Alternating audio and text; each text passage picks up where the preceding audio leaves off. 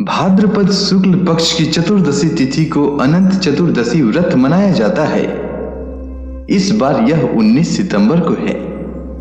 अनंत यानी जिसके न आदि का पता है और न ही अंत का, अर्थात वे स्वयं श्री हरि विष्णु ही हैं। इस व्रत में स्नान आदि करने के बाद अक्षत, दुर्वा, शुद्ध रेशम या कपास के सूत से बने और हल्दी से रंगे हुए 14 गांठ के अनंत को सामने रखकर हवन किया जाता है। फिर अनंत देव का ध्यान करके इस शुद्ध अनंत जिसकी पूजा की गई होती है को पुरुष दाहिनी और स्त्री बाईं भुजा या हाथ में बांधते हैं। इस व्रत में एक समय मुख्य रूप से बिना नमक का भोजन किया जाता है। निराहार रहे तो श्रेष्ठ है। इस दिन प्रथम पूज्य गणेश जी की मूर्तियों का विसर्जन भी किया जाता है। अनंत चतुर्दशी का शुभ मुहूर्त। चतुर्दशी तिथि का आरंभ 19 सितंबर 2021 रविवार को सुबह 5:59 से होगा और चतुर्दशी तिथि की समाप्ति 20 सितंबर 2021 सोमवार को सुबह 5:30 तक होगा। अनंत चतुर्दशी पूजा का शुभ मुहूर्त 19 सितंबर 2021 को सुबह 6:08 से 20 सितंबर 2021 को सुबह 5:30 तक रहेगा। अनंत चतुर्दशी के दिन अनंत चतुर्दशी की कथा अवश्य सुननी चाहिए। तो चलिए सुनते हैं अनंत चतुर्दशी की कथा। महाभारत काल की बात है। महाराज युधिष्ठिर ने राजसूय यज्ञ का आयोजन किया। उस समय यज्ञ मंडप का निर्माण सुंदर तो था ही, अद्भुत भी था। वह यज्ञ मंडप इतना मनोरम था कि जल व थल की भिन्नता प्रतीत ही नहीं होती थी। जल में स्थल तथा स्थल में जल की भांति प्रतीत होती थी। बहुत सावधानी करने पर भी बहुत से व्यक्ति उस अद्भुत मंडप में धोखा खा चुके थे। एक बार कहीं से टहलते टहलते दुर्योधन भी उस यज्ञ मंडप में आ गया और एक तालाब को स्थल समझकर उसमें गिर गया। द्रौपदी ने यह देखकर अंधों की संतान अंधी कहकर उनका उपहास किया। इससे दुर्योधन चिढ़ गया। यह बात उसके हृदय में बाण के समान लगी। उसके मन में द्वेष उत्पन्न हो गया और उसने पांडवों से बदला लेने की ठान ली। उसके मस्तिष्क में उस अपमान का बदला लेने के लिए विचार उपजने लगे।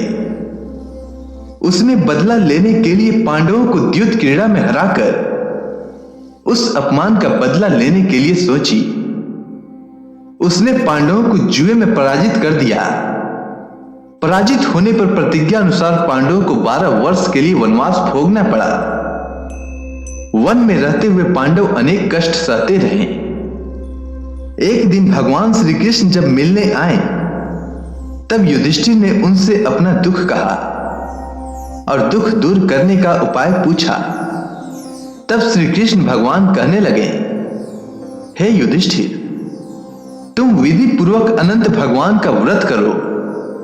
इससे तुम्हारा सारा संकट दूर हो जाएगा और तुम्हारा खोया हुआ राज्य पुनः प्राप्त हो जाएगा। भगवान श्री कृष्ण ने कहा, हे युधिष्ठिर, मैं तुम्हें एक कथा सुनाता हूं, तुम ध्यान पूर्वक सुनो। प्राचीन समय की बात है। सुमंत नाम के एक ऋषि हुआ करते थे। उनकी पत्नी का नाम था दीक्षा। कुछ समय के पश्चात दीक्षा ने एक सुंदर कन्या को जन्म दिया जिसका नाम रखा गया सुशीला। लेकिन कुछ ही समय के पश्चात सुशीला के सिर से मां का साया उठ गया। अब ऋषि को बच्ची की लालन पालन की चिंता होने लगी तो उन्होंने दूसरा विवाह करने का निर्णय लिया। उनकी दूसरी पत्नी और सुशीला की सौतेली मां का नाम कर्कशा था। वह अपने नाम की तरह ही स्वभाव से भी कर्कश थी। जैसे तैसे प्रभु कृपा से सुशीला बड़ी होने लगी और वह दिन भी आया जब ऋषि सुमंत को उसके विवाह की चिंता सताने लगी। काफी प्रयासों के पश्चात कौंडिन्य ऋषि से सुशीला का विवाह संपन्न हुआ। लेकिन यहां भी सुशीला को दरिद्रता का ही सामना करना पड़ा। उन्हें जंगलों में भटकना पड़ रहा था। एक दिन उन्होंने देखा कि कुछ लोग अनंत भगवान की पूजा कर रहे हैं और हाथ में अनंत रक्षा सूत्र भी बांध रहे हैं। सुशीला ने उनसे अनंत भगवान के व्रत के महत्व को जानकर पूजा का विधि विधान पूछा और उसका पालन करते हुए अनंत रक्षा सूत्र अपनी कलाई पर भी बांध लिया। देखते ही देखते उसके दिन फिरने लगे। कौंडिन्य ऋषि में अहंकार आ गया कि यह सब उन्होंने अपनी मेहनत से निर्मित किया है। काफी हद तक सही भी था, प्रयास तो बहुत किया था। अगले ही वर्ष ठीक अनंत चतुर्दशी की बात है। सुशीला अनंत भगवान का धन्यवाद कर उनकी पूजा आराधना कर अनंत रक्षा सूत्र को बांधकर घर लौटी तो कौंडिन्य को उसके हाथ में बंधा हुआ अनंत धागा दिखाई दिया और उसके बारे में पूछा। सुशीला ने खुशी खुशी बताया कि अनंत भगवान की आराधना कर यह रक्षा सूत्र बंधवाया है। इसके पश्चात ही हमारे दिन फिरे हैं। इस पर कौंडिन्य खुद को अपमानित महसूस करने लगे कि उनकी मेहनत का श्रेय सुशीला अपनी पूजा को दे रही है। उन्होंने उस धागे को उतरवा दिया। इससे अनंत भगवान रुष्ट हो गए और देखते ही देखते कौंडिन्य अर्श से फर्श पर आ गिरे।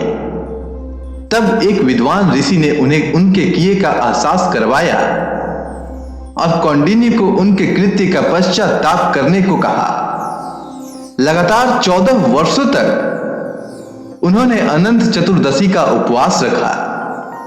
उसके पश्चात भगवान श्री हरि विष्णु प्रसन्न हुए और कौंडिन्य व सुशीला फिर से सुखपूर्वक रहने लगे। इसके बाद भगवान श्री कृष्ण की आज्ञा अनुसार युधिष्ठिर ने भी अनंत भगवान का व्रत किया, जिसके प्रभाव से पांडव महाभारत के युद्ध में विजयी हुए तथा चिरकाल तक राज्य करते रहे।